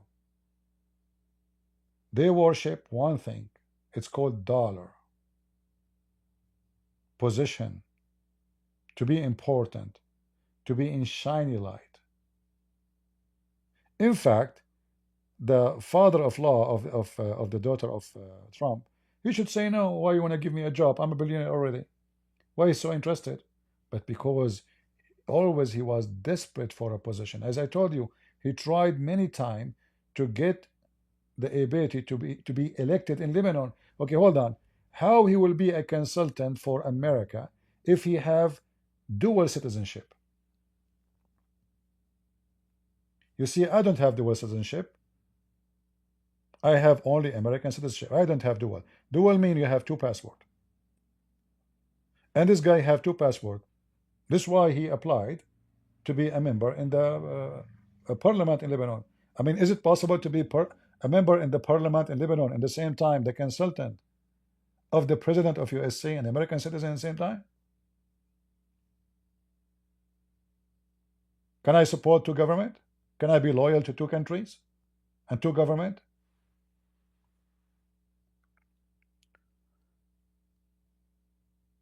Money, my friend. Money, money. Money. This is what they believe in, and this is what they worship.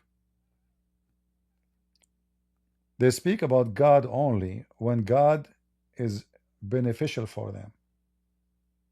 Like those YouTubers who mention God and they want to debate Muslims, but if you want to watch my videos, you have to sign membership in my YouTube. If you want to watch my videos in Patreon, then you have to have a membership and pay me. But remember, he is defending the truth. He's a Christian. They are true Christians. Well, I mean, even like the page I was watching before I came here, the guy he started talking about, you know, software, buy it. They are so good to teach you language. They can't even make a video about God without selling something. And Trump is no different. They are businessmen. And the naive, he trusts that they are not. And remember, I voted for Trump, and I'm very happy that he won. Somebody said, how you vote for him and you keep criticizing him? Because I'm truthful. I vote for him because we have no other choice. What, we want a Kamala Harris? The passage of time? And she put the flag of the homosexual in the White House and teach our kids to be pervert? We have no choice. I did not vote for Trump because I'm hungry, even though I know he will make the economy better. I voted for him for he will not let them continue their garbage. And the most garbage make me worry is corrupting our generations, the future of America and the future of the world. Because remember, sadly, many countries around the world, they copy the American. If Michael Jackson, he touch his balls when he is dancing, a stupid kid in Korea, he would touch his balls. Why? I don't know. Like, do you even ask yourself when you are dancing, why you have to hold your balls? Michael Jackson hold his balls. So everybody around the world, he have to hold his balls because the American, if the American hold their balls, we hold our balls. If the American let it go, we will let it go. And you will notice what I'm saying is true. Trump, he won. Suddenly everybody is saying Trump is right, even in Europe. 2 weeks ago, the guy is Hitler. 2 weeks ago, he's evil. 2 weeks after, he's right. And now many European leaders, they are trying to copy him. Because they found, oh, look like nationalism is a success. I will win the election. I will copy his role. This is the problem. They copy America. America wrong, they copy it. America right, they copy it. America stupid, they copy it. Nobody want to use his brain. Not even they want to use their balls. They go by the balls of America.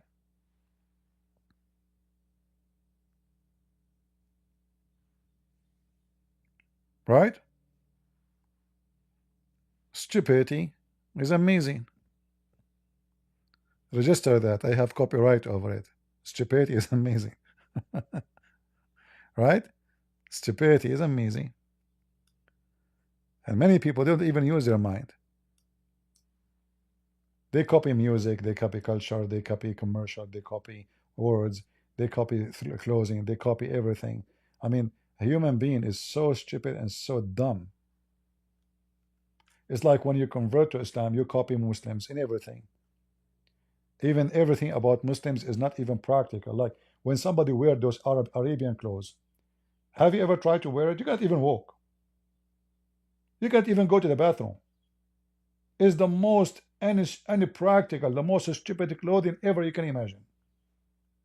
And then this guy, he just converted to Islam. He is dressing like Muhammad, and he is wearing the long dress, and he grow a beard which is full of flies, and and he wanna do ablution, so he put little water in his bowls, and he think now he is clean, but he stink.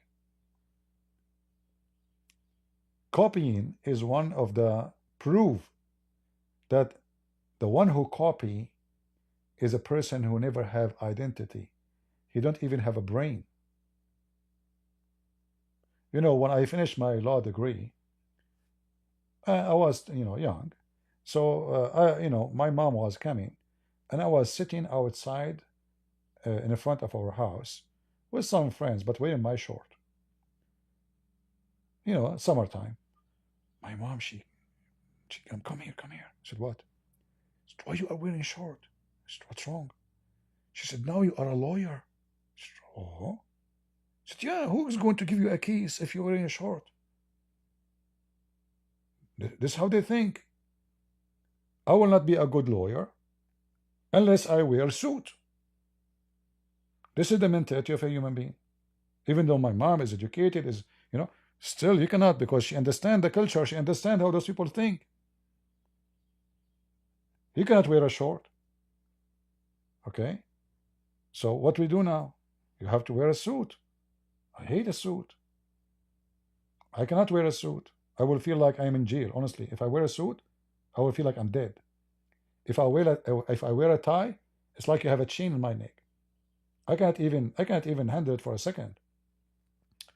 So the mentality of people here, like why we are wearing this. This is a suit of the Western.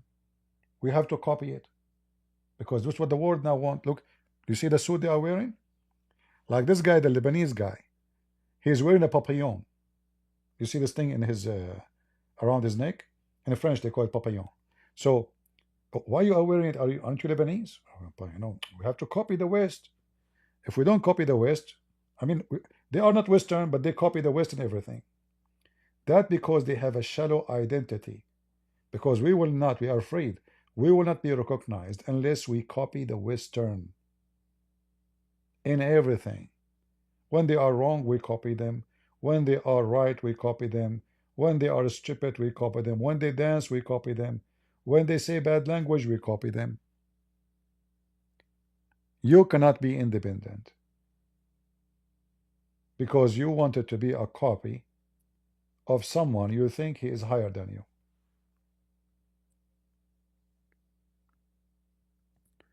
You want to wear sharwal? No problem. What's wrong with the any clothes? Your clothes, like, do you have to wear exactly the old style? Wear what is practical, But what I'm saying, that we have to dress, a dress code have nothing to do with who we are.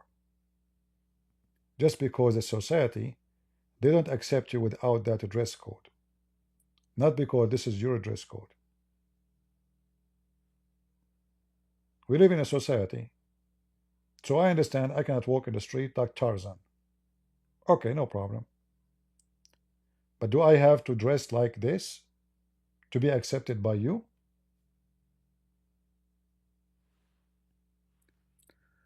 All right. Any question about the topic?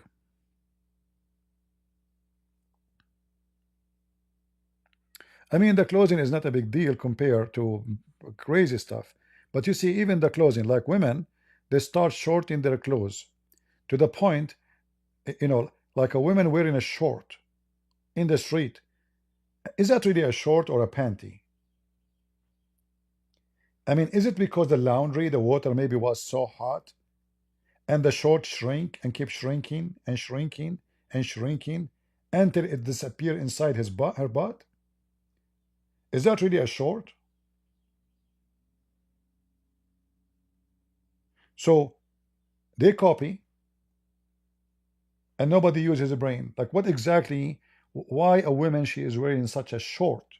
I mean, this is not a short. This is very short. There's even shortage in fabric. Do we have to, I mean, why you don't go naked? I mean, we are fooling who?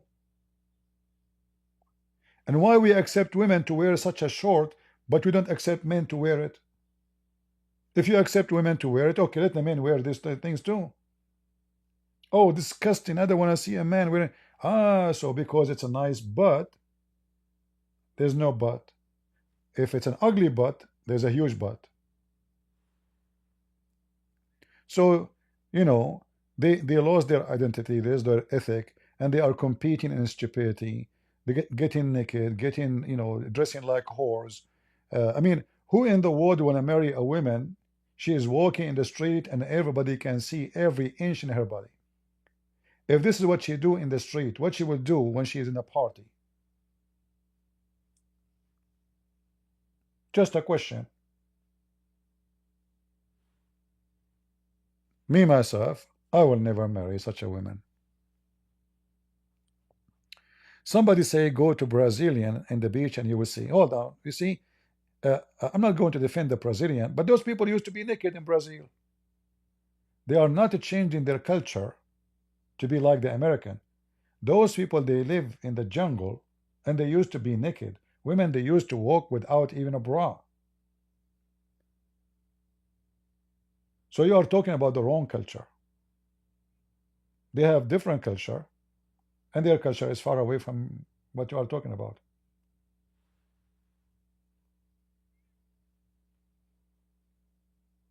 Do people in China used to go naked in the street? Or in Korea? No. Women, they used to wear long dress. What happened? They are copying the Western. The more the Western they shorten more. There is a competition. Right?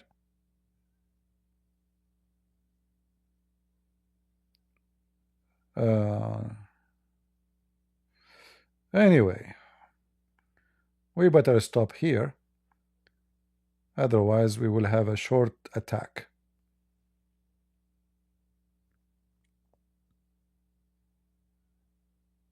Yeah, Brazilian, they have different culture. They have different habit. They have different tradition. They are not, you know, they are. I cannot compare them to the Middle East. You know, I cannot compare them to Korea or China. Those people, you know, people who live in a tropical territory, they used to dress what is fit with a tropical, not based on religion and not based off copying somebody else. So you might see until now there's some tribes, they are not wearing anything. They have just a little thing around their waist covering their private part, but their breast is exposed. Can I say that those people are being whores? No, because the whole society is like that. And when you're used to it, you know, when it is, this is how they grow since they were kids through generation, the man will not see a woman breast no more, because they are used to it since early age. That's why you see a lot of rape happen from people who come from different country to Europe. In his country, the woman, she is covered from the top to the toes. Then he go to Europe, he see a woman laying down in the park. He can see even her private part coming out. The first thing he will think about, she is inviting me. The second thing he will think about, she is a whore. The third things he think about, it's okay for her if she is raped. This is his thinking. Maybe she is not thinking about any of that. She's just taking suntan. But because he's coming from different place, have nothing to do with this culture, he will get everything wrong. If a woman, she smiled for him, he would think she is asking him to F her. Excuse my language. Because in his country, a woman, she should not do that. Unless she is inviting you to do something.